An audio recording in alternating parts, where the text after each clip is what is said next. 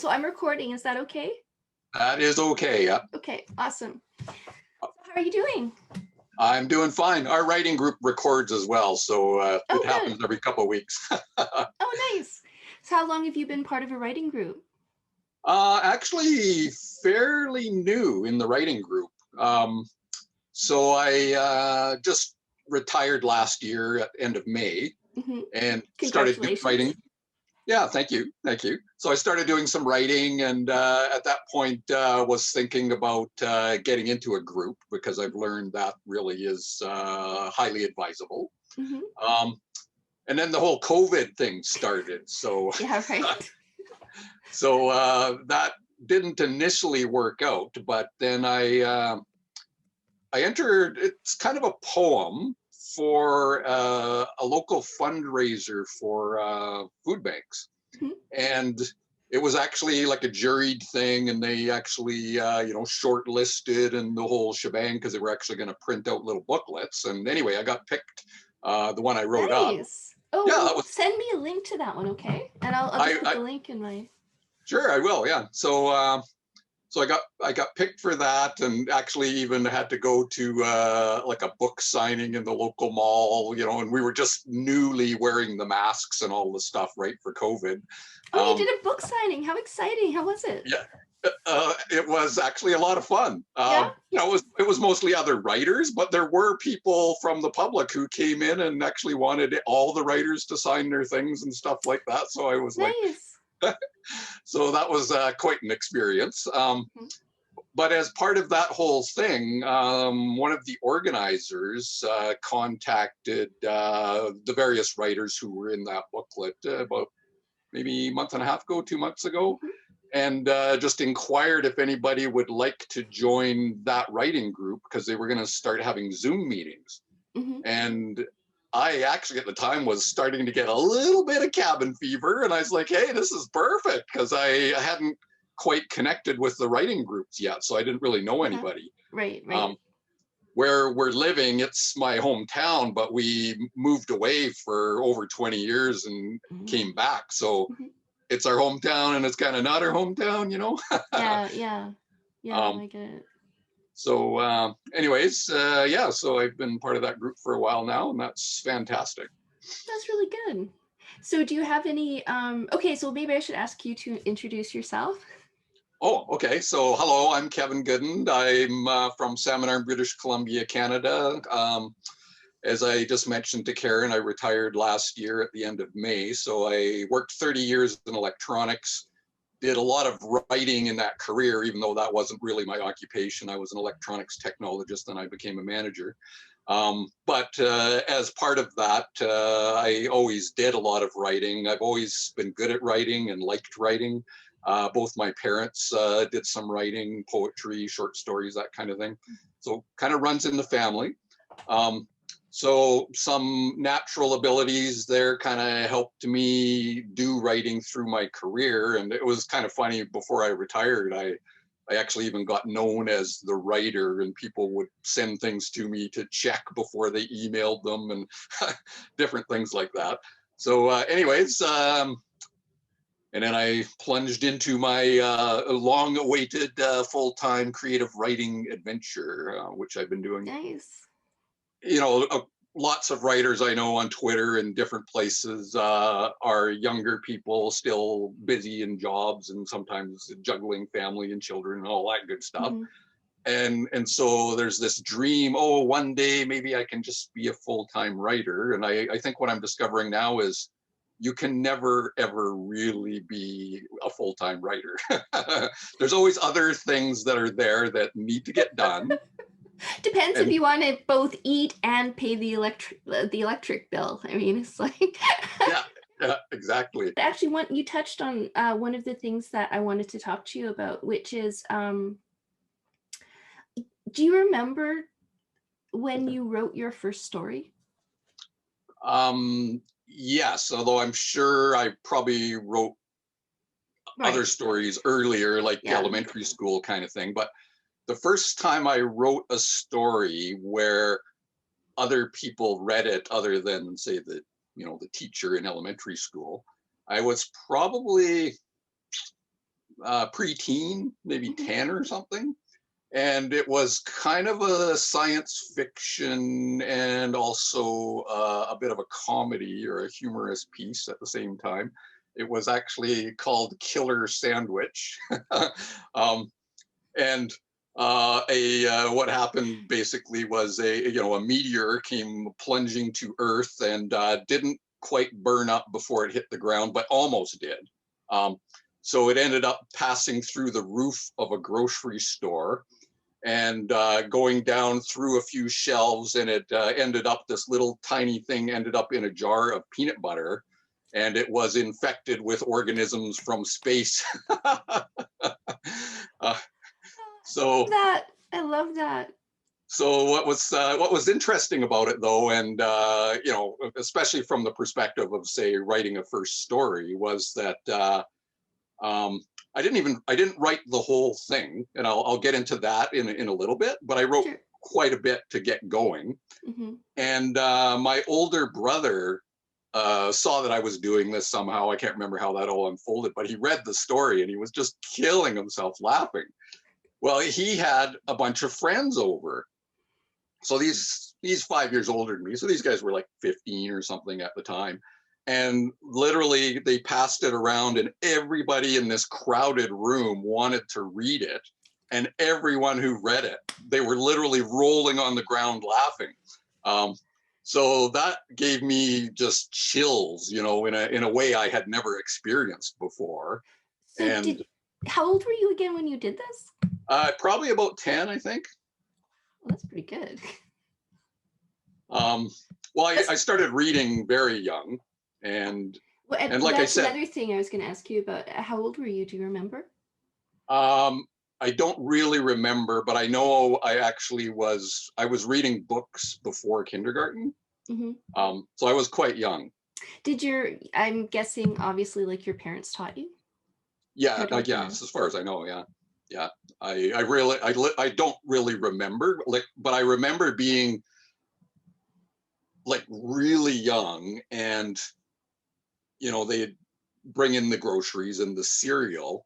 And I remember knowing the difference between the words free offer, which meant you had to mail something away to the cereal company, versus free inside meant there was some kind of little goodie right in that box. I That think was probably a lot of adults haven't caught on to that one. I think that was probably the first thing that I could read, where there were shapes and I knew kind of what those shapes meant, before I was really actually reading. Wow, that's pretty good. So that was, I remember my oldest son, we were walking along in a provincial park near here, Scotch Creek, and he wasn't in school yet. And we were going past the washrooms, and he said, "Dad, that says men." And we were just shocked, but somehow you get that awareness, right? And of course, I've always read stories with my kids, and my parents read stories with me when I was very young, and I think that helps as far as kids being able to read at a very young age. Okay, right. So How old yeah, was so he at the time? uh, before school, so whatever that, four-ish maybe. Oh, Yeah. so did you so was it a deliberate thing that you set out like a little chalkboard, and or you just read to him and he just kind of picked it up? All of my kids, I just read to them. I love stories, and to me, that's. I actually haven't thought about this for quite a while, so it's interesting that you brought it up, because for me, when my children were young, I very much felt that literally the most important thing I could ever do as a parent was teach my kids to read. Mm-hmm. Because it just opens the whole universe to someone, right? And they're going to have their own interests, and my kids are all still avid readers and stuff like that. So yeah, but at the time when they were young, I felt very strongly about that. Always making sure we had that time to sit down and read a book in the evening, that kind of thing, before they went to bed or when they went Nice. to bed. So did you read, did you tend to, I'm sorry if I don't mean to interrogate you, but did you tend to, well, no, actually I do. That's what this is all about. You signed up for That's it. all good. So did you tend to like read them a story before they went to bed when they were kids? Yes. Yeah. Yeah, when they were young? Always that, but sometimes in the day as well, that kind of thing. But yeah, always a bedtime story for sure. Nice. And it was fun because sometimes I would experiment a little bit. I guess because maybe I've always been a techie guy at heart. So once in a while, if it was a story I had read them many times, sometimes I would read it and then I'd throw in a different word or I'd finish the sentence differently. And they'd be like, "Dad, it doesn't go that way." And I'm like, "Wow, they're kind of memorizing the story, Yeah, oh and yeah. I yeah, mean, kids, I found like when I babysat when I was younger, like they would memorize the lines, a lot of the lines to a movie, and they would watch that movie over and over and over and over until the parents couldn't stand it again. The tape yes, got lost. You right. know? I don't know what happened. Yeah. Okay, so you said that you've done some that you've like for your job it entailed some writing. So was that like technical writing or? Yes. So in a number of places, where I worked at, yeah, you had to do reports and just email, the typical sort of business correspondence. But the place I was first working in Salmon Arm here when I got out of the electronics program in Kelowna, I remember a couple of things that were sort of interesting. One of them was just doing a report evaluating some equipment that the company was thinking about buying. And it was the first time I'd done anything like that. And I was kind of just new out of school. And I was like, this is a lot of money they're going to spend, And so, just making sure that I wrote not only the good, but also the drawbacks, and presenting a balanced view. So I did that, and that was all fine. And that actually was sort of a temporary assignment in the engineering department of that company. And most of the time, I was just what they called an assembler, soldering piles of circuit boards together and testing with meters and doing things along those lines. But I met the guys from the engineering department. And then what happened that was kind of interesting, especially when we're talking about writing, is going back to my program in Kelowna. The guy that taught the technical writing course was a PhD in English, and boy did he know it. He was a pretty tough cookie, if you want to say that. Yeah, yeah. So you would get papers back from him, and there would be so much red pen that sometimes was like gouged into the paper, like he was furiously angry that the paper would actually be physically damaged and kind of dangly. And but he knew his stuff. Okay. So after looking back, I was like, it was actually a great thing to have this particular guy as a teacher. And he left right after our semester because he got a guest teaching assignment at the University of Hawaii, and he was like Ooh, okay. bragging about all the people in the world that he beat to get this job, kind of thing. But one thing that he did, which was great, was if you got your assignment back from him, and like I said, he was very tough at marking. But if you got the assignment back and you thought, I could do better than that, or I want to do better than that, you could resubmit the assignment. You could try again.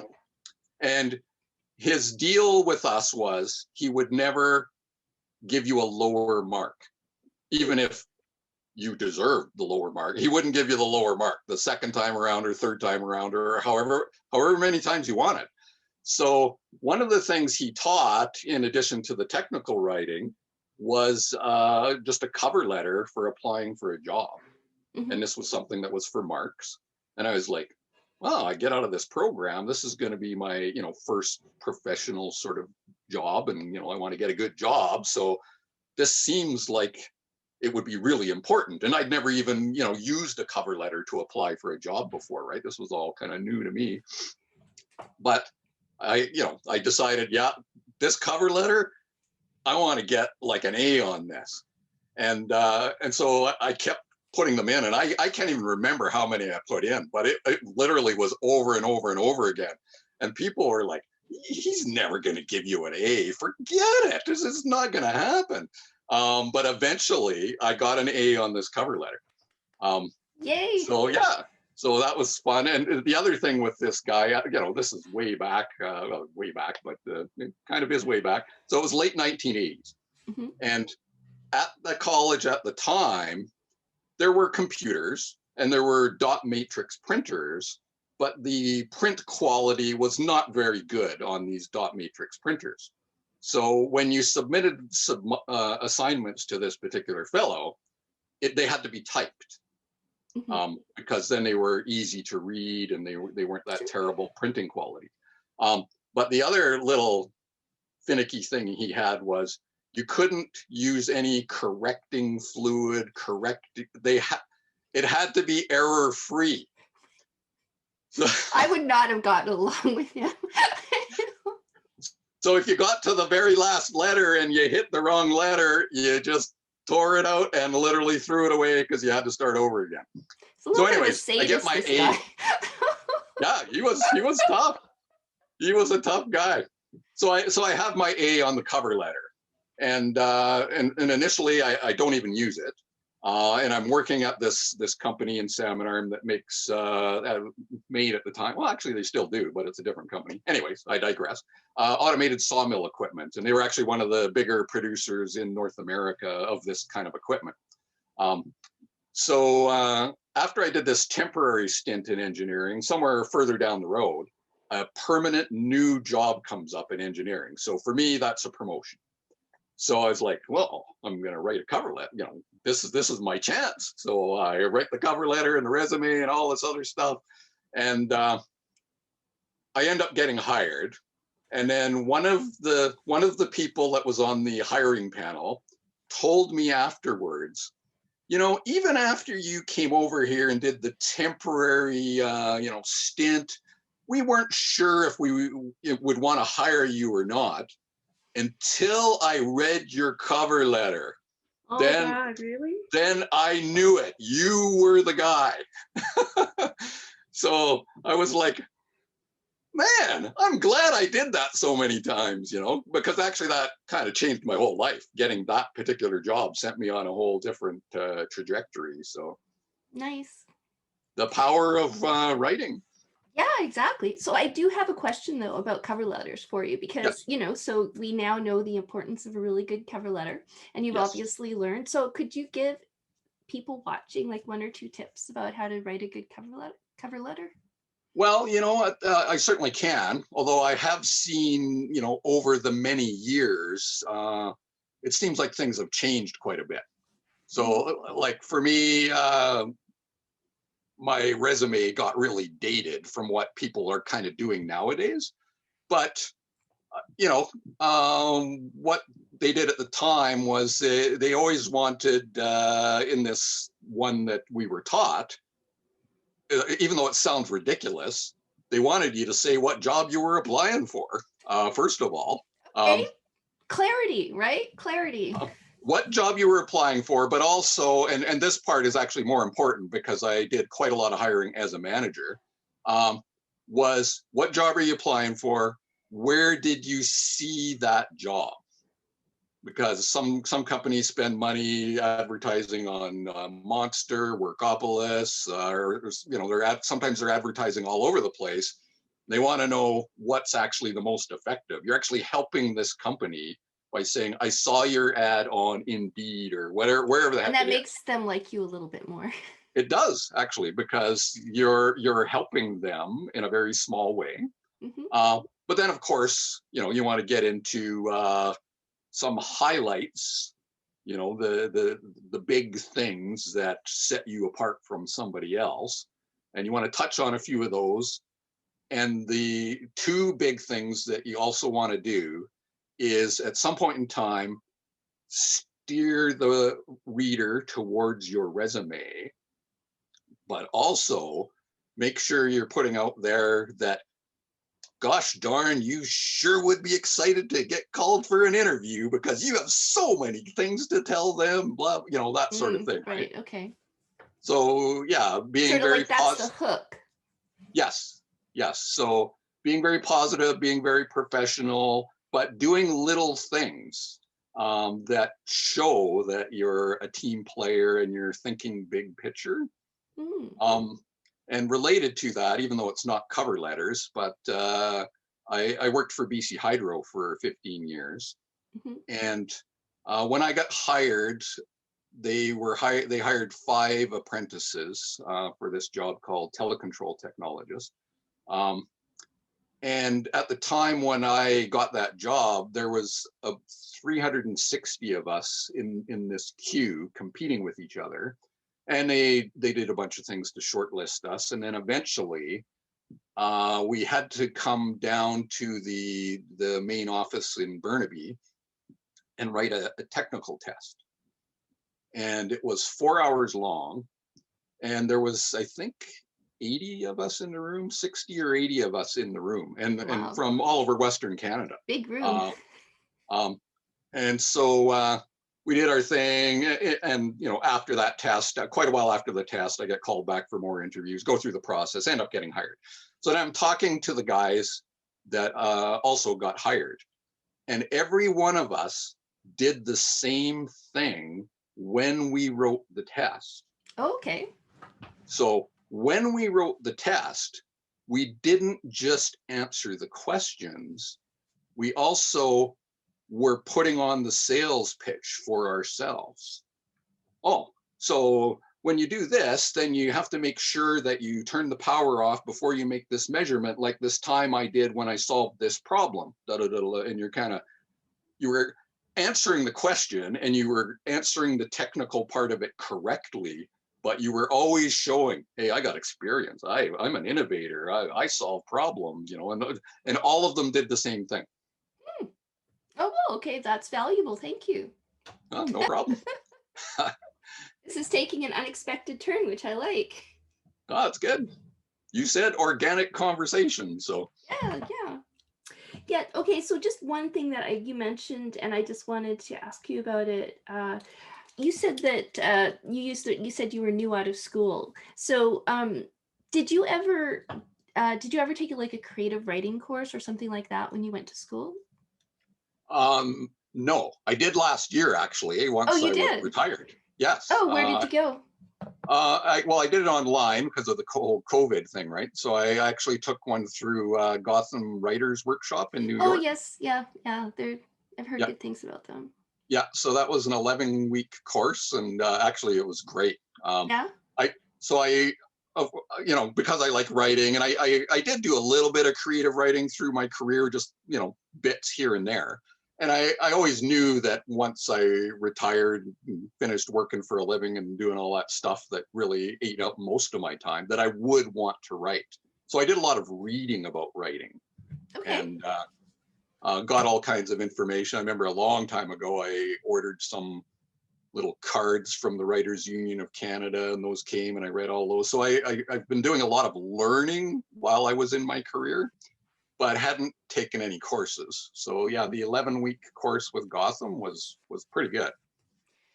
Did it involve, like, was your graduating assignment that you wrote a short story, or? Yes. Yeah.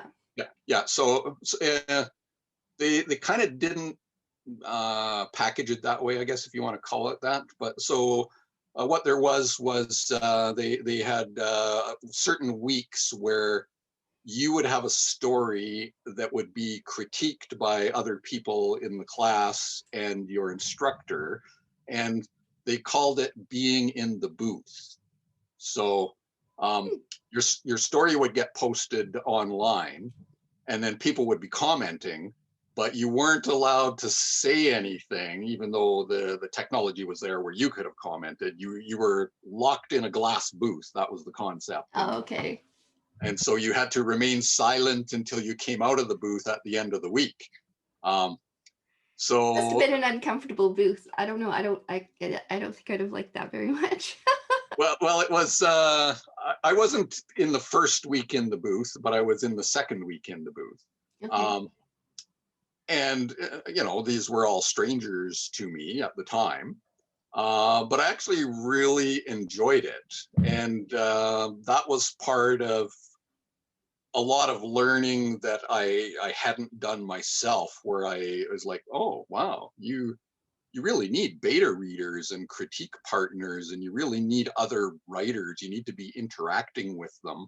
And so that was a big takeaway from that course, actually. And another big takeaway from that course was realizing not only that you can edit your story after you've slaved and come out with that first draft, which if you're working full time can take a long time to actually just get that first draft done. But not just that you can edit, but that you must edit. Oh yeah. And um, so to get back to your question, though, as a final assignment, so we had these 2 times where we were in the booth with a story. So you could choose whether to go into the booth the second time with your same story, or go in there with a totally different story. And Okay. I did the totally different story, but there was a reason for this. So the version of the Gotham Writers course that I took was sort of a premium version. It was a little bit extra money, and by paying that at the end of the course, we actually got to submit a short story to Zoetrope magazine, where our short story would bypass the slush pile and go right to the editor. But the one criteria about that was the story that you chose to send to Zoetrope, if you were going to do that, had to be a story that had been in the booth and been critiqued by Okay. your classmates and your instructor. So in theory, to make the stories going to the magazine a little higher quality kind of concept. Hmm. Um, so that's what I did, and 2 different stories, and then I had to choose which one I sent in. But it was at that point that it really kind of clicked with me how important beta readers are and critique partners, and how you have to do a lot of editing. And the story that I sent to Zoetrope, that got a lot of edits. A lot of edits.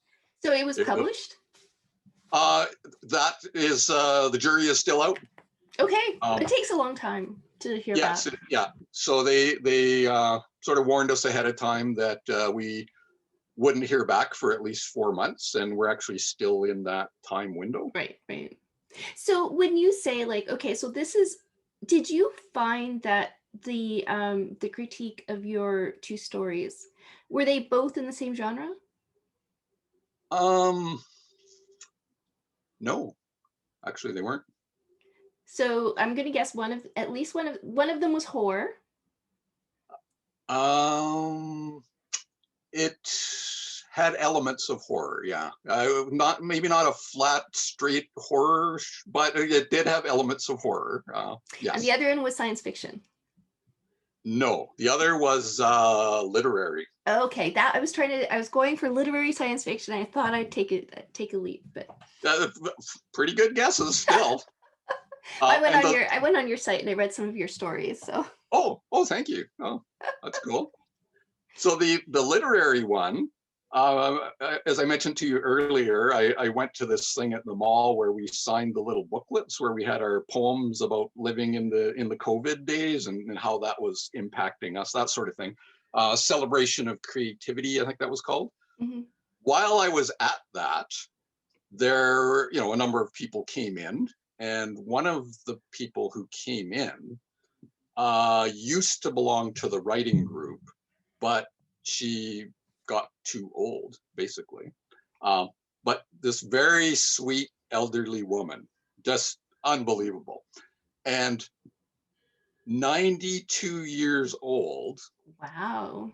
and she told me about in World War II, she ended up becoming a telegraph operator because there weren't enough people around, whatever the deal was. And so she was a teenager and she got trained on how to be a telegraph operator. And she was in a small community where, because there were hardly anybody around, she was literally the only telegraph person that was there. Um, when the telegraph came in that said, "We regret to inform you," and it was about somebody's loved one who was off in Europe, she had to deliver the telegram. Oh, yeah. So and so here's this just sweetest little old lady you could ever imagine, 92 years old, and she has tears well up when she's talking about this. So after I got home from that, I was like, I have to write a story about this. Mm. So I made up a story and I took some of those true things that happened and then I added in some other things and some exaggerating of some things. And As one does, as one does. yeah, Never, if a so story is good, never trust that it's true. so that story is out there for consideration, but some people who read it actually cry. Well, yeah. I mean, what was it, the your Yule rule? Mm-hmm. I cried at the end. Oh I wow, did. wow, yeah, that's Confession, it's on tape. thank you and sorry for making you cry, but thank you. That's okay. At first, I thought it was going to be like a horror, Oh but yeah, and for anybody listening, I'll put the URL to it down in the description. But yeah, I thought at first it was going to be a horror, and then it kind of turned at the end. It was like, oh, but anyway. I had a person because of the whole COVID thing. Like even for myself and my family last year, my mother passed away, and it Oh, wasn't I'm like sorry. wasn't a big thank you. It wasn't too surprising because she had declining health and she was quite old and that sort of thing. Yeah. But we couldn't have a funeral, with Right. all the Right. stuff happening. Um, so one of my Facebook friends who read that story went through the same thing, Mm. and she just bawled when she read the Yeah. story, and she was really grateful to see a story like that, and it actually meant a lot to her. And for me, that was really touching. Because some of your Facebook friends are really close friends, and some are just like, Mm-hmm. oh yeah, so and so from school kind of Right. thing, right? Right. So it was one of those people who isn't like a super close friend. Mm-hmm. Um, but from the perspective of being a writer, for me, that's what it's all about. Is Yes, definitely creating emotion. Well, I mean, it was more than creating emotion in the reader, and that obviously is one of the goals. But you were actually, it was a cathartic thing for her. So it was like a healing yes, thing, which yep, is extremely moving in and of itself. But it kind of ties into what I was going to ask you about critique, which is it's difficult sometimes to know if how pertinent the critique is to one story. For instance, if I write a romance and I give it to somebody who likes the hard-boiled sci-fi stories, right, they're not going to their critique is not going to be of high quality, right? Because it's not right, going to, but I think when a person breaks down crying, I mean, like right there, you've done it. Like you've got something, like that is an honest reaction. There's no faking it. Like yeah, whatever, like you did it. But okay, so you were talking about I think you said you expressed it like being in the booth, right?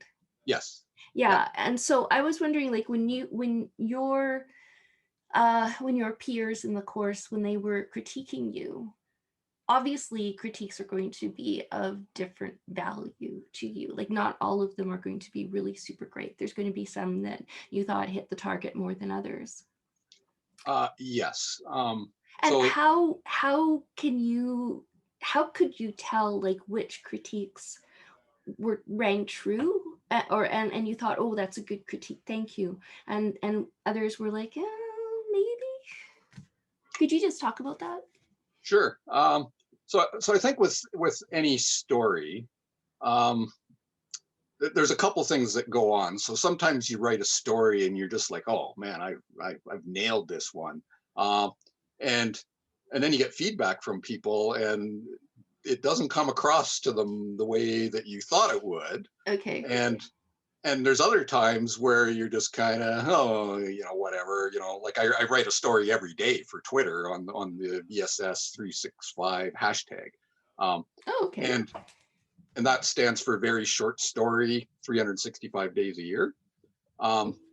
So some of those, I'll write something and I feel like I've made a pretty good story, and there isn't that good of a reaction. And other times there's quite a strong reaction. So it's not always predictable, Uh-huh. for one thing.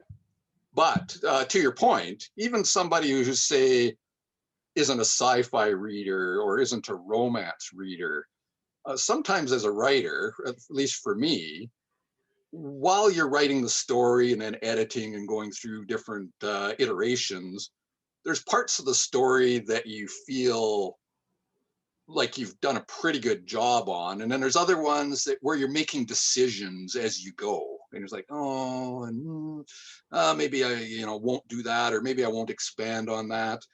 Or occasionally, like one of the pieces of feedback I got, which was surprising but super helpful actually, was somebody said, well, what's with the little sister?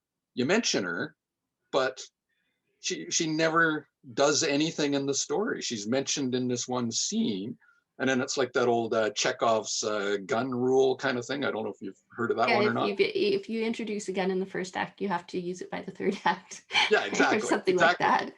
So literally, somebody said, what's with the little sister? And I was like, well, she's in the one scene, and the mother's kind of holding hands with both of the daughters, and after a little while, I was like thinking about it. That's actually very fair feedback. The little sister really does nothing in the story, so I took her out. Yeah. And because I took her out, it actually created an opportunity for me to, because in the story there's conflict that happens between now the only daughter and the mother, who are left at home when the father and the only brother both leave and go to war. Mm.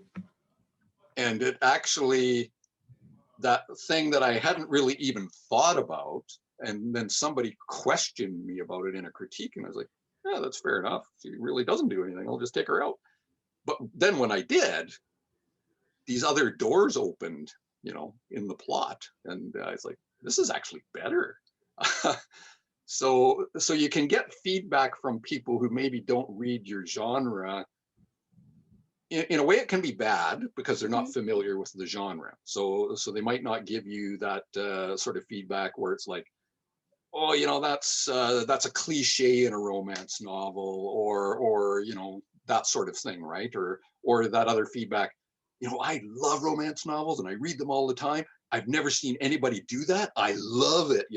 Oh, Like for me, yeah. I would never give that feedback, but I might be looking at it in a different way, where I'd ask a question that somebody who always reads that genre wouldn't even think to ask that question. That's a good point. That's a good point. You notice different things. So yeah.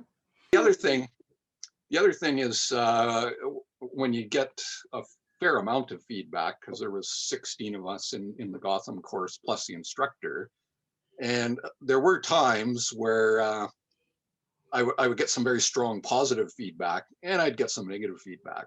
And I had already read, because like I said, I did do a lot of sort of self-taught learning about writing, where it said, well, if it's kind of a saw-off between your beta readers, where some like it and some don't like it, and if it's kind of equal numbers, well, hey, you're the house, you're the dealer, you can decide if you want to keep it or not, because the opinion is split, right? So Well, someone I used to go to the Surrey International Writers Conference. I don't know if you've ever attended, but it's a No. really, really wonderful, fun conference. I would urge you to look it up. It's What's the name of it? amazing. Surrey International Writers Conference. Okay. And it's Yeah. nice and close. So, Yes. well, I Yeah. mean, it's not too far away for you. No, no. Um, but actually, one of the writers who put on a workshop there said that oh, I can't remember his name. You would know him, like he's a bestseller. But he said that actually, if a book has a 2.5-star rating on Amazon and the reviews are split between 5 and 0, that's a good book. Oh yeah. Yeah. Yeah. Well, makes sense. Yeah. You might be in the 0 crowd, but you know, you can do the peek inside, right? That But actually, yeah. so okay, so yeah, that you actually answered the question that I was going to ask, which was that so you do like, so some of the reviews that because I think that some of the reviews a writer gets, they're just going to read and they'll be like, you sit with it for a while and then you'll be like, well, ultimately I'm just, I don't think this applies to my story, but thank you. Like, or you don't say anything to the person who gave you the review. You just sit with it, and then you decide whether or not to accept it or not, right? Like, because Yes. yeah, Yes. I always do that, and at the end of the day, it's your story. yeah. Um, and I remember I went to a sort of an online thing that Gotham had. They have I can't remember what they call it, like a write. It's not the write-in, but it's another one. Anyways, um, so they had an author and an agent talking Mhm. about their relationship and how they kind of manage the biz and different things, and it was actually quite neat. Um, and there was a case where there was disagreement Mhm. between the writer and the agent, and I'm not at that point in my career, but my understanding is a good agent is quite knowledgeable about what publishers want and what's selling and those sorts of things, and a writer obviously wants that.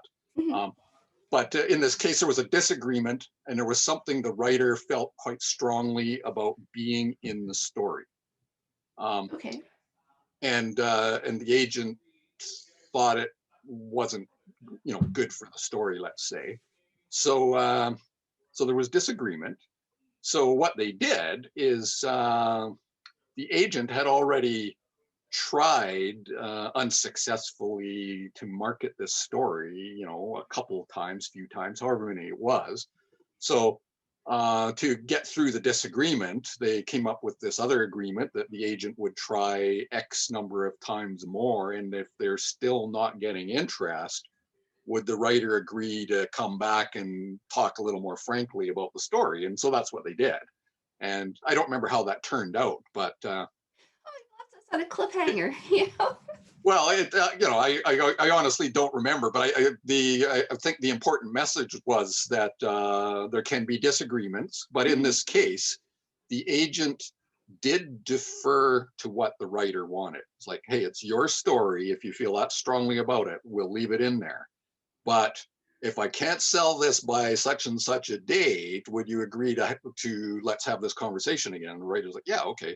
And I know that it did not sell, Mm. and they went into the conversation again, and I can't remember how much got changed or whatever, but that was enlightening for sure. Oh yeah, yeah. No, that's So you can always say, well, that's your opinion. Thanks for reading again, and I hope you be able to read another time. But I'm not going to be doing anything with that one. yeah. Well, it's so unlike screenwriting. I mean, I don't know a whole lot about screenwriting, but one reads books. Yeah, But yeah, it's oh, and I had at the Surrey International Writers Conference, there was one of the screenwriters for Buffy and Angel and yeah, whatever she was, and she was saying like one way in which like prose writing, novel writing is different from a screenplay is that the author actually has final say. right? If Oh you're yeah. writing a screenplay, like so many different people are going to be are going to be working on it, and you just give it to the world, and you have Yeah. no say. That's You're just hoping your name stays attached to the project and gets put in IMDb.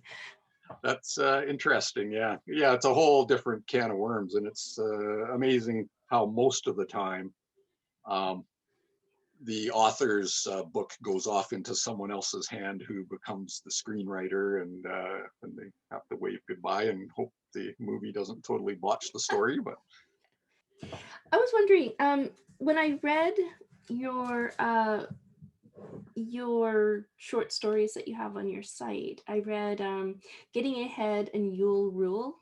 yeah. and and I noticed that there's quite a bit of at least, especially in Getting Ahead, there's quite a bit of humor in your writing. Oh yes. And so I was wondering, like, maybe you could say a few words about how important or what place you see for humor in writing. Uh, it's actually very important. Um, and it's something I do a little bit of for sure. And I just have a bit of a sense of humor, although I definitely wouldn't call myself a stand-up comedian or anything along those lines. Like I said, the very first story I wrote, I was making people laugh. Um, Yeah, I and noticed that. the one book I have written a book, but it's not in my mind, publishable. It's just the quality is not there. But I squeezed that one out while I was working, and that one has quite a bit of humor in it.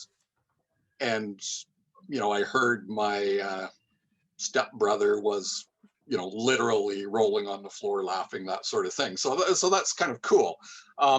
So importance of humor in writing is, I mean, who doesn't like to laugh? um, and I think it makes characters a lot realer, if there's some humor involved, and quite often a protagonist who's got that sense of humor and can make you laugh, it can be really good, because one of the things you have to do in any story is and especially if you're doing like thrillers or horror, that sort of thing, there have to be times where the reader can kind of catch their breath. It's like, you Yes. know if you have nonstop action or nonstop tension, after a while they're just going to get fatigued and they're going to be tired of the story. So you have to have something that kind of takes them down a bit. And if there's humor in there somewhere, that can really help to give the reader a break. And then off you go again with the crazy stuff that's going on, right? So yeah, it's pretty good. And as a writer, when you've made somebody laugh, it's the exact same feeling as when you've made somebody cry. You're just like you've reached somebody, and there's a good feeling with that. Um, and especially with all the stuff that's been happening in the world, it's been a little crazy the last year. So actually, the little poem, it was kind of a half poem, half story that I did for that COVID celebration of creativity poem thing where I went and did the signing. There's some humor in that one. Okay. And one woman who was one of the judges or selectors of the stories came up to me at that signing, and she said, "Your story made me laugh so much, and I needed that so badly when I read Oh, it," that's good. That's so and nice. thanked me. And so that was pretty good. Yeah, we need that. One thing that I found about the humor, though, so it is very important to include if you can. And there's actually a lot of information out in the world about comedy writing and humor writing and little workshops, all kinds of stuff you can take. But I did a couple of stories where they got published by a small online thing called The Daily Drunk, and a couple of comedy things. And so I was toying with that because last year there are different types of writing that I like to do. And one of the pieces of advice that I have in one of the writing books that I use, actually written by a quite well-known agent, he recommends strongly that at some point in time you kind of pick your genre and go with it. And he says, people who will change genres quite often may end up not succeeding in either one, that sort of thing. So I was doing a fair amount of experimenting last year, because there are different types of writing that I like to do, different types of Mhm. reading I like to do. So I had a couple of comedy pieces published last year, short stories, a couple of horrors. There was sort of a smattering of different things, even some poetry. Um, so for a while, I thought, well, gee, maybe I can get published in one of these bigger, humor online places. And got some books and was doing some reading on that. And I actually read some books about comedy writing many, many years ago. But what I found was, as I learned a lot of the science behind comedy writing and the things that full-time comedy writers follow quite rigorously, I found for me, it kind of took the fun out of it. Oh, really? But yeah, it was just like all of a sudden, nothing seemed funny. It's like seeing how the magic trick is done. It kind of was. So for me, when I have humorous elements that I put in stories, it's pretty spontaneous. It's Mhm. just sometimes I'll see something that just strikes me as being funny about something, and then it's like, yeah, I'm going to use that in a story, kind of thing, and that's about the extent of it. So I really, that was something I learned about myself last year, was that even though I sometimes can create pieces that have some pretty good humor in them and I can make people laugh, there's no way I could do that on a full-time basis as a writer for a living. I couldn't be a comedy writer, couldn't be a writer on a humorous show. Just, I couldn't do it. That's okay. I think it's a different skill set. I mean, have you ever read Jim Butcher's The Dresden Files, his series? No, I don't think I have. I've heard of it, but Oh, yeah. okay. What sort of, you said you kind of like sci-fi. I got that feeling from you. Yeah. Yeah. What sort of science fiction do you like to read? So lately, one series actually a couple of series I just read. One was Hugh Howey, and it was the Silo Oh, yeah, series. yeah, yeah. Yeah. So I do like sci-fi that has a little bit of a dystopian alternate future thing going on, where in a way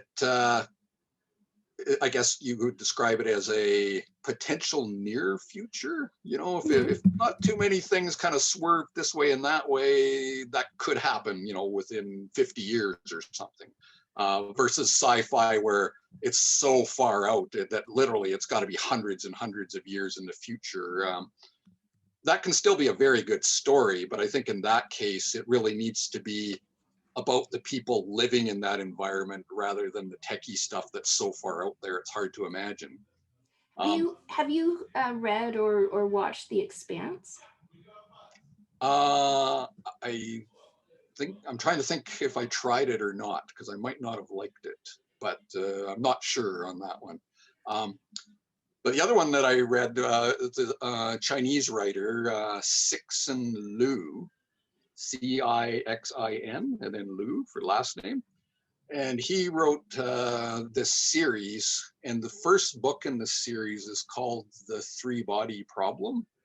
Mhm. And I think Netflix is actually filming that right now. Oh, nice. And this particular writer is very imaginative and very intellectual.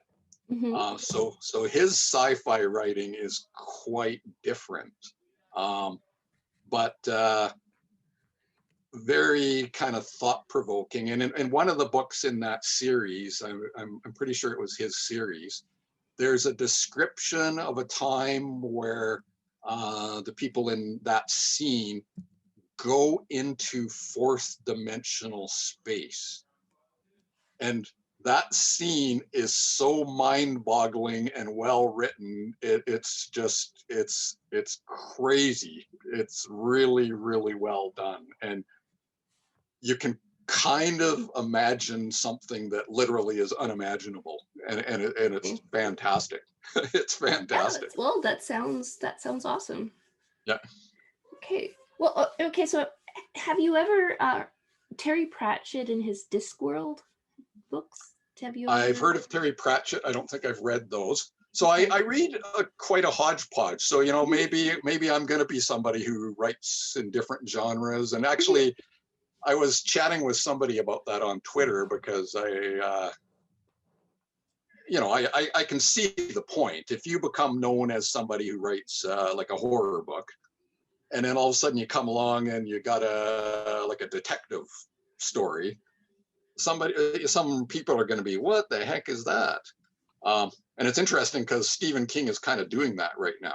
Well, they Um, said, I think he came out with Carrie, and I think he was, I can't remember what his next novel after that was, but I think they said, well, if you keep doing this, like, you're going to be labeled as a horror writer. Are you sure you want to like do this? And he was like, yeah.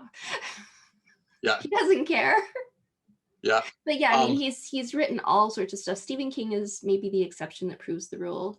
But I mean, you're right. I've talked to other people about this where a lot of really like JD Robb or Nora, what was her name? Nora. Anyways, she's famous for writing really good. Well, I mean, she writes romance novels, and she's very good Nora at Roberts. writing. Yeah, Nora Roberts. She's very good at writing and selling romance novels, and so she's got her niche, right? And then she Yeah, branched out a little bit, and she's writing as JD Robb, and that's like a mystery sci-fi, which is great. I mean, and wonderful books selling well. yeah, But yeah, I think the exception is the people that can do it all. I think that a lot of writers, really successful, right? I like Dan Brown, right? yeah. He's got his thing, he's got his niche, he's got his groove, and yeah. Yeah, so I think, and the person I was talking to about this, because I think that person also writes in more than one genre, they were just like, well, what's the big deal? Just use a pseudonym. And I was like, Oh, that was another thing I was going to ask you about. Have you ever done that or thought about doing that? I have thought about it a lot, and I probably am going to do that because I do find that writing different types of stories kind of keeps it fresh a bit. Hmm. Um, so I may do that. Um, Yeah, a lot of times it's a branding issue.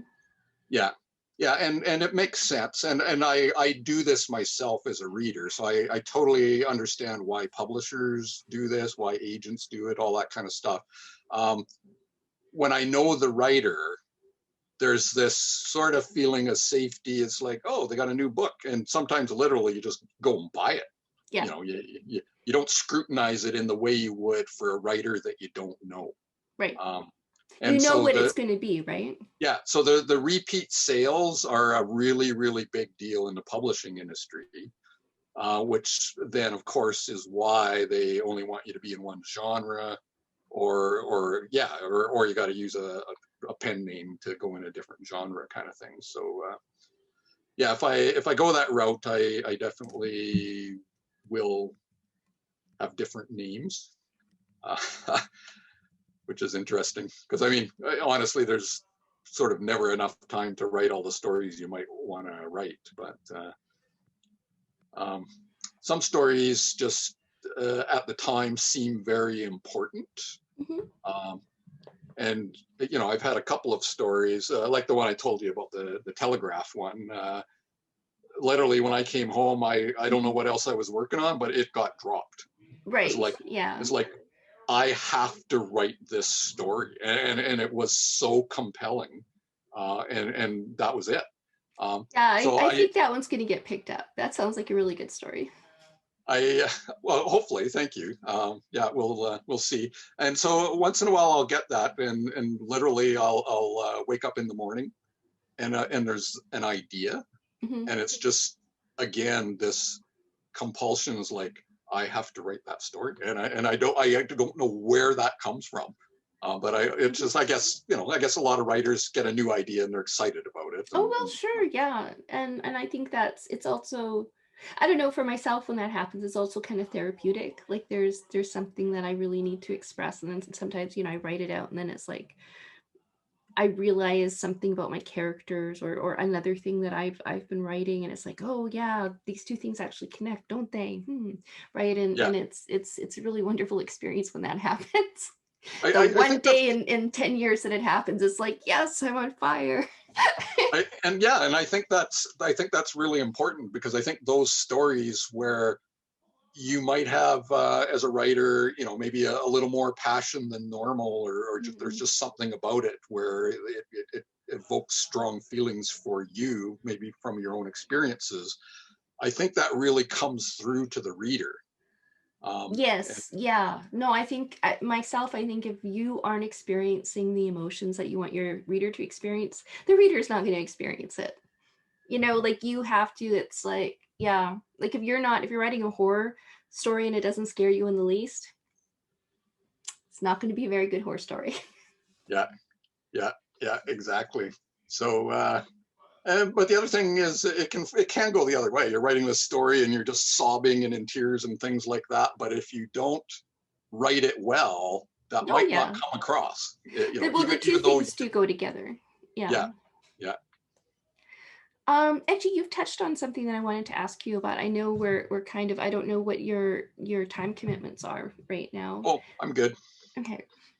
I wanted to ask you a bit about your workflow. Like you said a little bit about what your circumstances are right now, being retired, but having like Yeah, commitments around the house. And I was yeah, wondering, like, do you try to write every day?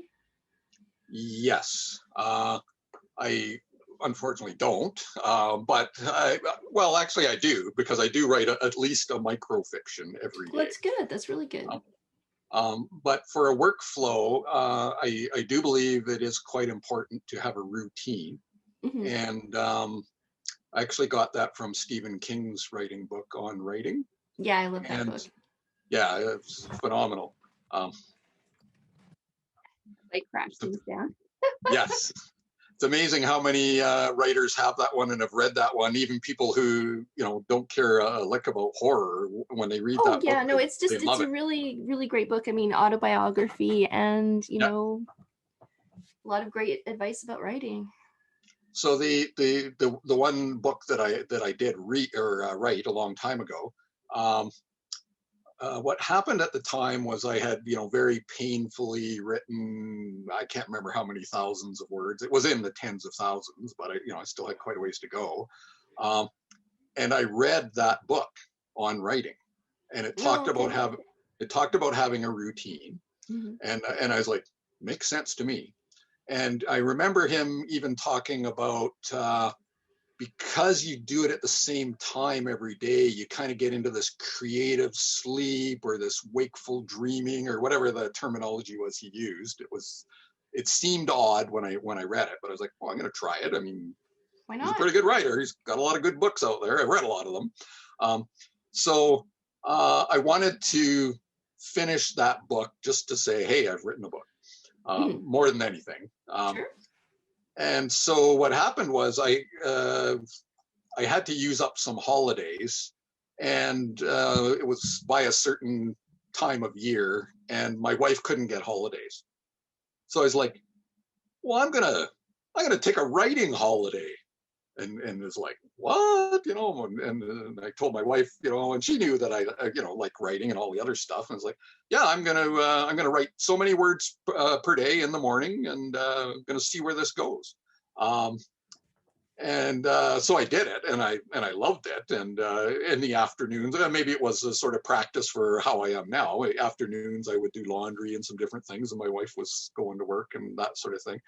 And I ended up getting close to the end of that book, and then back at work, I still had another 10,000 words, whatever it was. It's 90 some thousand words, that particular story. It's a Um, good length. but most of the biggest chunk of it was in this period of time where I got into the writing routine. And sure enough, what Stephen King said in his story, that actually happened. I would start thinking about the story, and it was the same time every day I sat down at the computer, and my brain, the wheels would already be turning. As, oh, how's it going to go today? And I'd sort of be getting excited about it, and it really, there was this habit.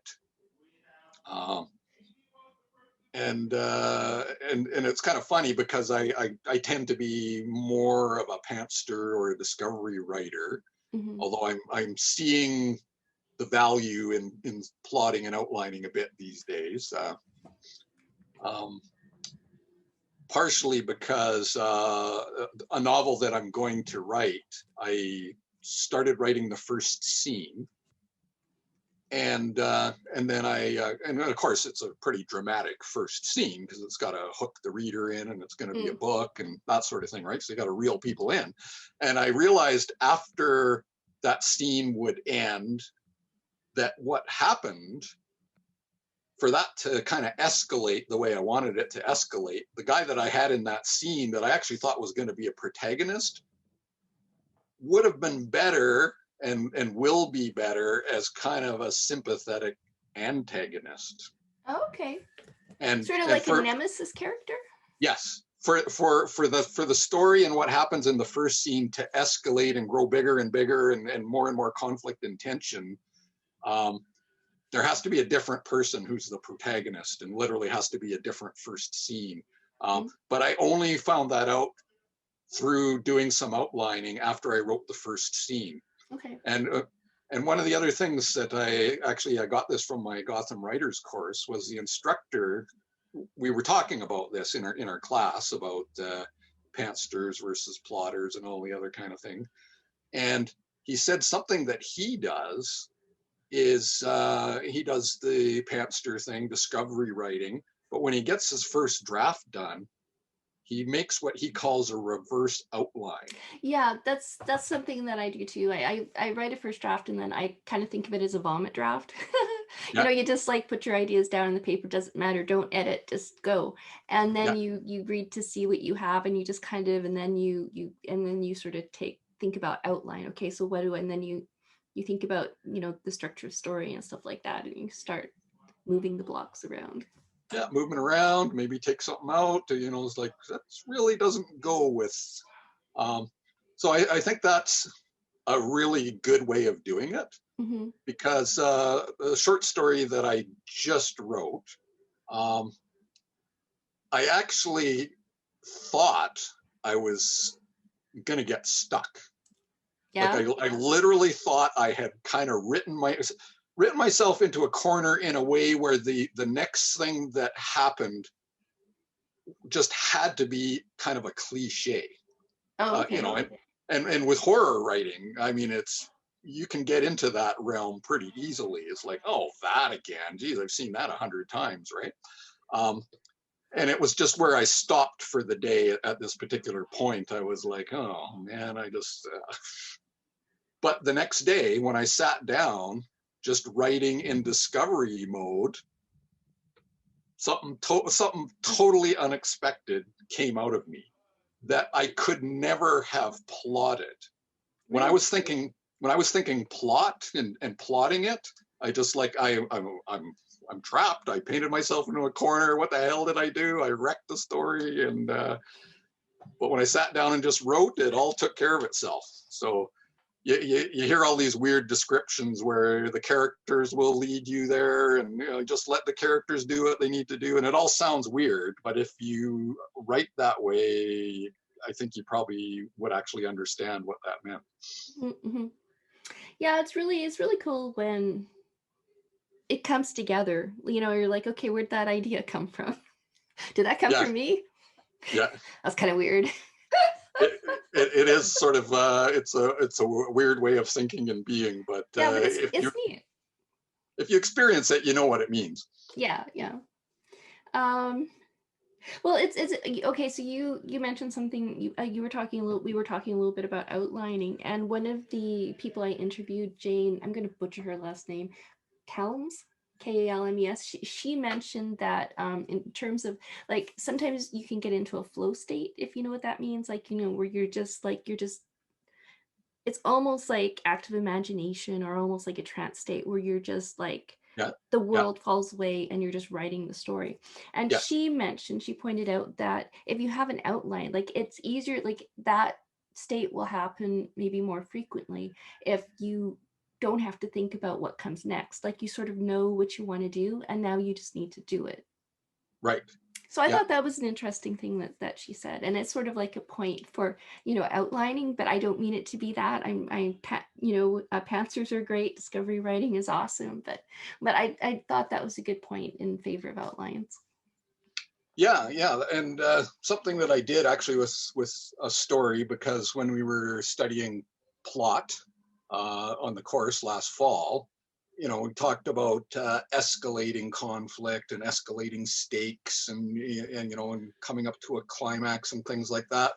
Um, so what I did was I kind of did discovery writing of a plot that would do that, and Okay. and basically I probably wrote, you know, like a paragraph on a bunch of scenes, but it was basically an outline.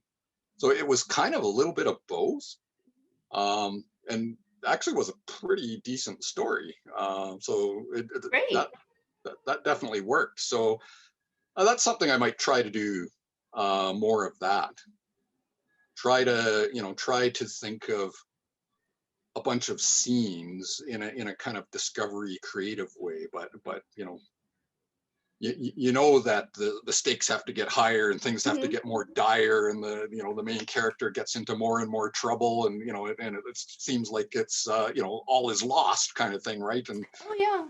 Well, you know who writes a lot about that is Jim Butcher, and he comes from, like, he went to, I think it was the University of Oklahoma. He oh yeah, did they have a really awesome creative writing course for genre fiction, oh yeah, and his mentor, which was also his teacher, and he dedicates, I think it was her and his dad. He dedicates his first book, Stormfront, to.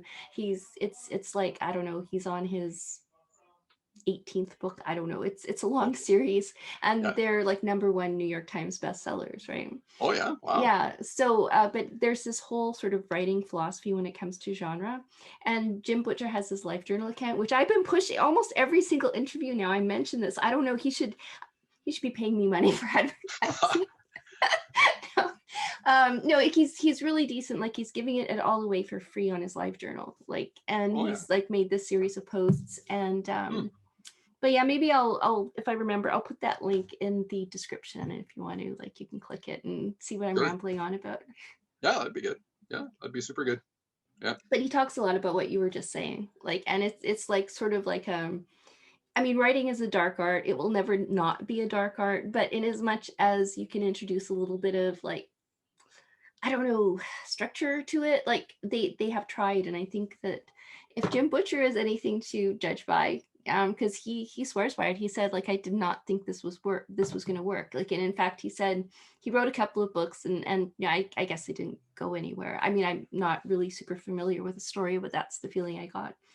And then he wrote, actually, Stormfront was the book that he wrote for his class with Deborah Chester, hmm, and I hope I'm pronouncing her name right. And that one, obviously, Stormfront, it took a while, but it took off, and that's the first book of his series. And wow, he was doing it because he thought, I'm going to show her this isn't going to work. It's like, that's that's interesting, you know, it's and there's a lot of talk about people where people go character versus plot. And for me, I don't think it's one or the other. yeah, exactly. They're so intertwined, Hmm. because you can have, and you do need to have a very interesting character that's just anybody would want to read about this, you know, quirky, whatever it is, where they're a neat character. Yeah. Um, but if they don't have something they really want but can't get, and they don't have something happen, it's still not a good story. Hmm. And if you start the other way around, where you have this idea for a plot that's like, oh, that'd be crazy, that'd be so interesting, certain people faced with that situation are going to react in a much more interesting way than other people. Hmm. So I really think it's both, you know, for a good Yeah. story. Yeah, no, I think, like, like, I've been writing a series of posts about, like, setting and characters. So, but I think the setting really matters, because that's going to be what the characters are running into, right? So it's Yeah, sort of like you put your character into this crucible, And the idea is that they're going to have this arc, and so they're going to change, they're going to transform, or not. I mean, they can also fail, Yeah. right? Yeah. But you design your setting in such a way that it's just going to be hell for that character. You know, they're going to have to Yes. burn away their weaknesses. They're going to have to change and become strong, or they're going to warp themselves, and you know, it's going to be like a tragedy. But I Yeah. think it's that interplay, you know, between setting and character, and you have to set up these devilishly difficult choices, these Yes. trade-offs. Yeah. And I think that's the key to like good story writing, or Yeah. storytelling. Yeah. I think what's good for a character arc is when in the beginning the character thinks they want something, Yeah, and then when they go through the hellish experience, they learn what it is that they really want, not yeah, what they thought they wanted, and then whether or not they get what they actually learn that they need is a whole nother thing, right? But right, exactly. yeah, yeah, because yeah, if it's not a good enough plot and a bunch of events and happenings that it changes them somehow, or just it strongly affects them, I guess is really the best description, Hmm. then it's really not much of a story. Yeah.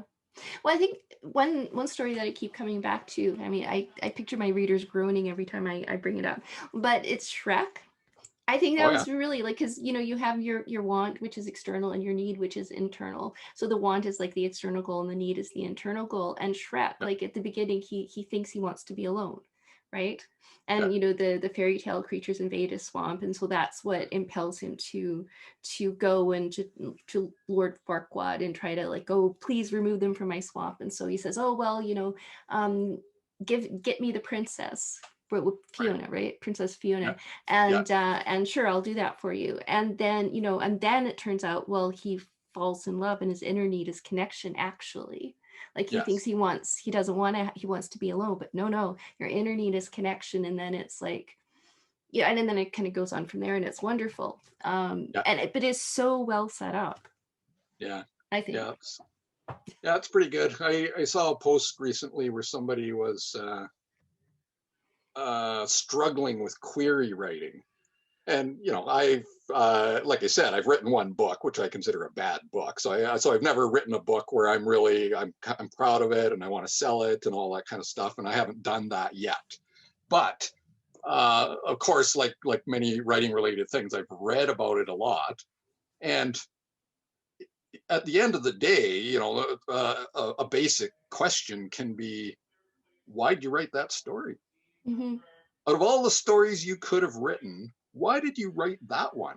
Hmm. And you know, that kind of gets in a way gets into theme and gets into some of those sort of nebulous topics and that kind of stuff. But Yeah. if you can get into that, you know, what is it about that story? And it's like, well, you know, I don't like people being downtrodden, and or you know, you get into some really things that are big for you, and that's why you chose to write that story out of all the different things you could have written. Hmm. If you can find that, that's what you need to talk about in a query. You need to talk about what happens in the story, but you also need to talk about how your passion for that topic made that story and those happenings great Yeah, and that's a good point. unique. Hmm. But you've actually brought up something that I've been thinking about lately, which is the extent to which, okay, so I mean, one question that's always in the back of my mind is, what is a good story?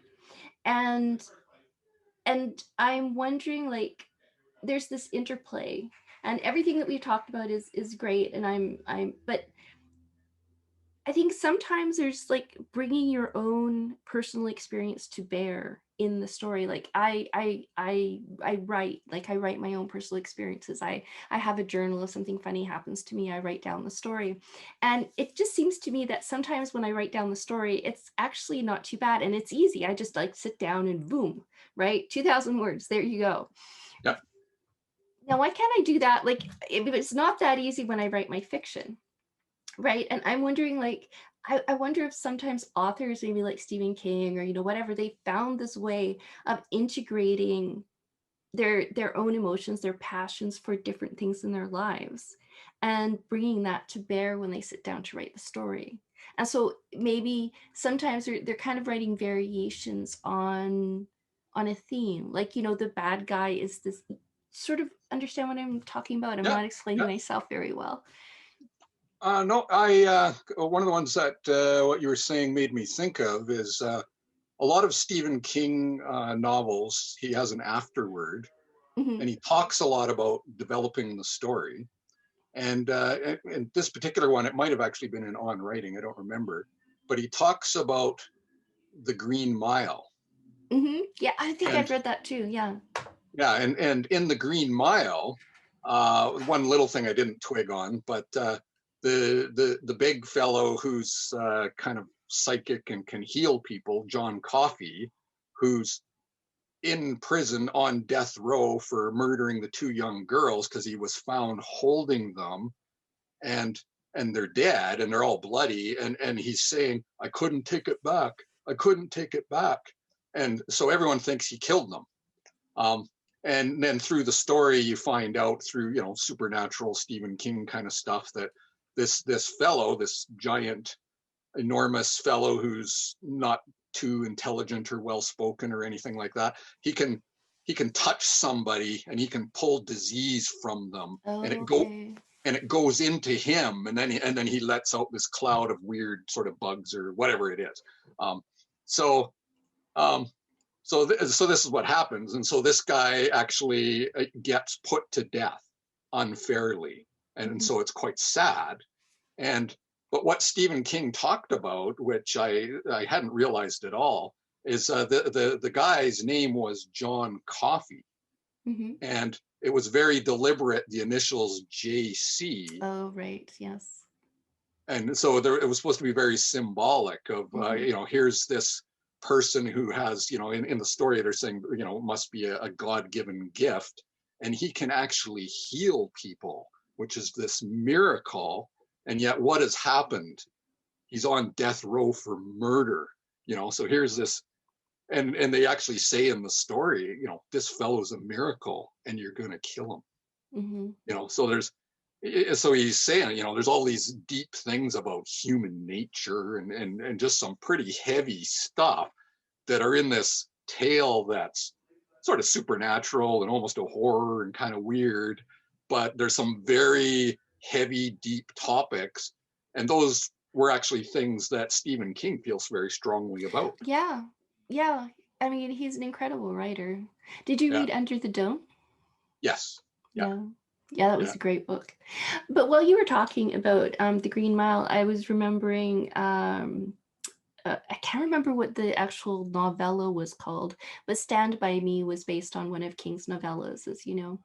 Okay. And he wrote, I can't remember if it was a foreword or an afterword for that, but the one of the children in the novella, like, it was based on a I believe it was based on an experience that he'd had when he was young. Yeah.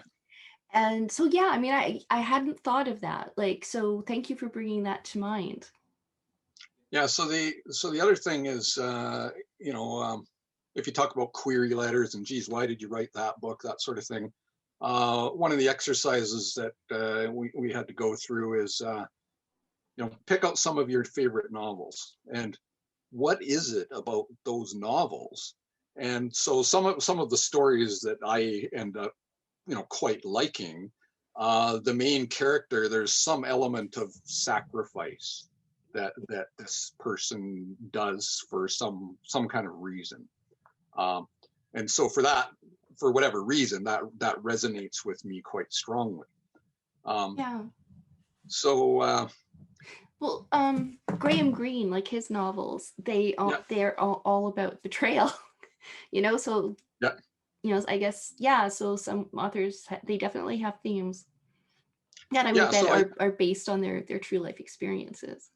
Yeah, so if you have something like that, and quite often you're not going to know that when you're writing the story, but after the story, you need the synopsis and you need the query letter, and you need to encapsulate in a very short amount of words compared to 100,000 words in a novel. You need to kind of say, what it's about and why you wrote it and what makes it different than, you know, the other 100 novels that are kind of the same idea, right? And Well, you know, one of the workshops that I attended at the Surrey International Writers Conference, I'm just you should get a promo for that one. advertisement for them. Anyway, but he was saying that it was about the universal and the particular. So you have a universal theme. So you can think of a trope, right? Yeah. Like, Yeah. and but you are the particular, right? Yes. Like I am unique, and I will have experienced this universal thing, but Yes. through my own experience. And so that makes it unique. So that's the Yes. key, right? Yeah. Melding those two. Yeah. So I wrote in this trope. I wrote in this genre that, you know, all kinds of other people write in, and it's this kind of a story and blah blah blah blah. But my spin on it was this kind of thing, and that's why something, you know, and that's what may or may not resonate with somebody. Of course, you hope it does, right? Well, when you've written, have you? Because okay, I'll share my experience with you, and then you can tell if this resonates with you at all. But when I was writing one of my stories, my mom was in the hospital, and I don't know, like and she was very much on my mind, and so there was this one character who basically was her, and I was sort of using this character to sort out some of my feelings. And there was this one particular scene where it was just really, like, even reading it, like, I got emotional. And I think it was one of the best scenes I've ever written. Yeah. And Yeah. so have you ever done anything like that, like where you've used like emotions from your real life or from somebody that you care for, and like channeled that into like a character that you were writing in a novel or a story? Yes, I would say I have. I mean, there was a bit of that in Yule Rule, actually. Oh, Um, really? Yeah. yes, yeah, because you know, at the age I'm at and the age my wife's around my age too. I mean, we've seen quite a few people pass away, Yeah. so we know the types of things that will bring up for a person. So and so I have not only the knowledge but also the emotional experience, Are and you so saying you were manipulating my emotions? well, I I'm guess just, of course. The in a answer way, is of yes, course. yes, yes, but yeah, I mean, if you have the experience or the knowledge of something and the emotional that goes with it, then I think you can make a pretty powerful story, right? And Hmm. you know, I think I attended virtually online last fall. It was called Wild Writers Literary Festival. It was Oh, I haven't it's heard out that of, one. yeah, they're out of Ontario somewhere. Oh, okay. Yeah. And so one of the guest speakers was like this science guy. You know, it was sort of weird. I didn't even know if I should attend it or not, but I did. And actually, it was really good because the guy really was like more of a scientist than anything else. But he was like, well, why do we tell stories? No, really, why do we tell stories? And he said, well, stories go back literally to cave people, and we started telling stories because it's a lot better to tell a story about how when you get close to a saber-toothed tiger, you have to do these things and then you won't get eaten. Right. It's a lot better to instruct somebody through a story than to have them go out and have the experience and maybe they missed one of the important points and they Hmm. got Hmm. eaten by the Right. No, tiger. I completely 100% agree with that. So this presentation that he did was all very science based and very psychology based, but literally it was, why do we tell a story? And so to go back to some of the things we were talking about, you had a character that was very reminiscent of your mother who was ill at the time, and you wrote a powerful story where you shared some emotions about what you went through. And there could be somebody who, I don't know if that story is published or not, out in the world or not, but if it is, somebody might read that and their mother has just gotten sick, and they might be, whoa, I'm in for it, or whatever it is. They read that and those emotions resonate, but they're also learning something, possibly preparing them for something. Or it might be this particular person, just through their own life circumstances, maybe they don't have a wide circle of friends, or they have a very small family, and they read that and they're like, oh, I'm not alone. Mm-hmm. Somebody Mm-hmm. else has gone through this. This is, and you can get that sense of being part of a larger humanity just from reading a story where you shared something very personal, and it got into your work. Um, and we just had this conversation in my writers group, because there were Oh yeah. a couple of writers who are very tentative about sharing their work, and Mm-hmm. I've just met them, but some of the other people in my group, say these writers are pretty good, Mm-hmm. but they're very, very hesitant to share anything. So I heard this and it was new to me, but I wanted to be encouraging, and I told them just flat out, I'd love to write. Um, but not everything that I write gets out into the public. Right. It's your story. You can decide if you're going to share it or not. If you write about something you feel is important to you, you're probably going to feel safe enough to put it out there to get some feedback from critique partners or beta readers, because um, maybe you went through something emotionally to create the story, and that you now want to share it with somebody. So you want to get that feedback because you want it to be as good as it can be, so that it does get out into the world. So we had a really Right. good conversation around it. Oh, that's good. Actually, it's a little bit of a segue, but I don't. It's been an hour and a half, so I don't want to keep you all that long. But Okay. could you give someone? Okay, I have yeah, three things. But before that, so could you give someone advice, like if they want to join a writers group and this is going to involve them giving a critique? We've already talked about taking a critique, but Okay. when it comes to giving a critique, do you have like anything that you could say to them? Yes, for sure. Giving a critique, if you've never done it before, it's very important to know, like, especially if you haven't done it the other way around. Very important to be aware that the writer is going to be very sensitive. Mm-hmm. Um, so you really need to have what you write as a critique to not be personal. Um, so if somebody repeatedly does something in a story, you don't want to say, you always write this, you always do that. Um, you say, I noticed in your stories, sometimes this comes up, so you got to velvet glove it kind of thing. And some people say I'm very gentle when I give critiques, and It seems like you would be. That seems right. but at the same time, I don't hesitate if I see something that I think isn't plausible or is a problem, Mm-hmm. or it's very important, while you're being sensitive of the writer's feelings, that the writer needs to hear from you if something isn't working in the story. Mm-hmm. It's very, very valuable. So my very first beta reader, kind of funny, but I guess it's probably common for anybody, is my wife. Mm-hmm. Um, and in the beginning, she was very hesitant to say anything critical.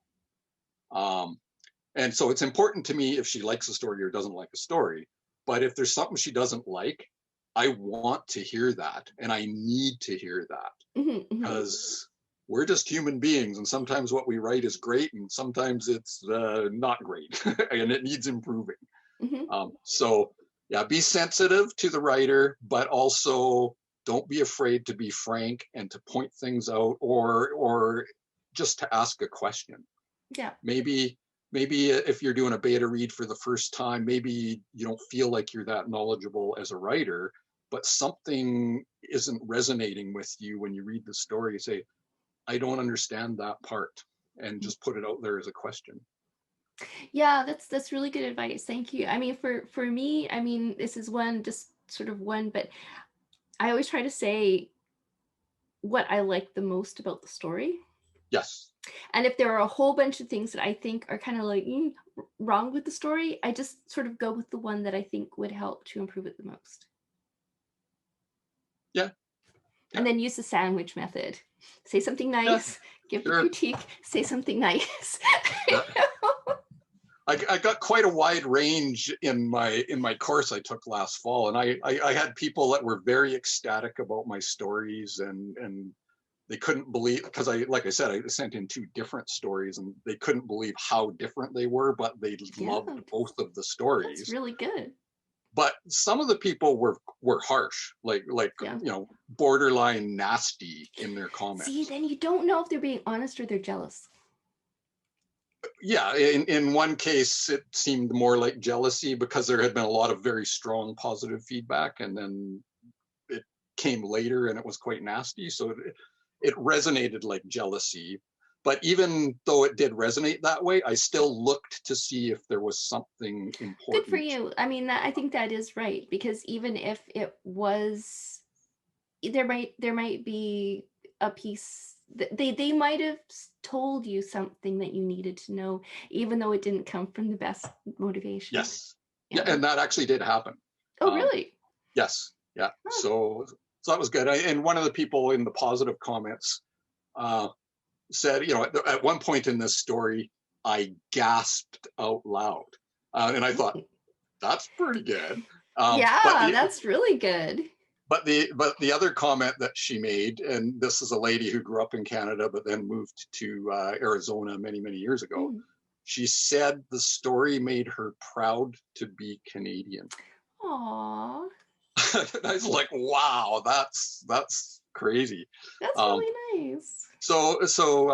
but you made the point of making sure there, something positive, Hmm. and literally it's pretty hard for there to not be something positive in the Right. story. Yeah, you can find something.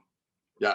But if you can help them, and you might literally be the only person that points something out, and you might save them from an error that gets them hucked out by the slush readers, on the first reading kind of thing. Yeah. I, I mean, if I could pass along any advice to people starting out, I mean, and I got this from Stephen King and on writing, is watch the modifiers. Modifiers are not your friends. So oh, adverbs yeah. especially, but also Yes. keep an eye on those adjectives. Yes. Yeah. Active Okay. verbs. Yes. So you had a couple other ones? Oh, yes. Just to finish up, where can people, I will put links. You've already sent me links, but did you want to just talk about where people can find you your work on the web? Yeah, so there is my website, kevingooden.com, and it's Kevin and then GOODEN.com. I tend to say it with an I, even though it's Mm-hmm. pronounced, Okay. And you're on Twitter, of or course. at Twitter, at Kevin Gooden, and Facebook is Kevin Gooden Writer. I don't do the Facebook one that much. I Okay. find it doesn't get a lot of action. And as soon as I created it, I get inundated with ads from Facebook. Hey, do you want Oh, to that's do not you want very to good. boost do you want to boost your post? Do you want to do this? Do you want to do that? And it's just like trying to sell me stuff all the time. So I have it Oh, because it's kind of expected, but okay. yeah. Well, I'll have those links down in the description. And I always Okay. ask everybody, well, first of all, thank you so much for coming up and chatting with me. I've really enjoyed Okay. it. Thanks for the Um, invite. I appreciate it. so if you could go back and give one piece of writing advice to your younger self, what would you tell him? Um, it might be easy to say find the time to write. I don't know that I could have in my career, though. I really don't. Um, but I would say right now, especially, would be just to keep going, keep trying, don't give up, keep writing. Um, there's a lot of information about writing and things to read and courses to take, and you can spend your whole day learning about writing. But I think the most important thing is to write. Yes, I agree. Good piece of advice. If we could Okay. only send that, right? Yeah. Yeah, exactly.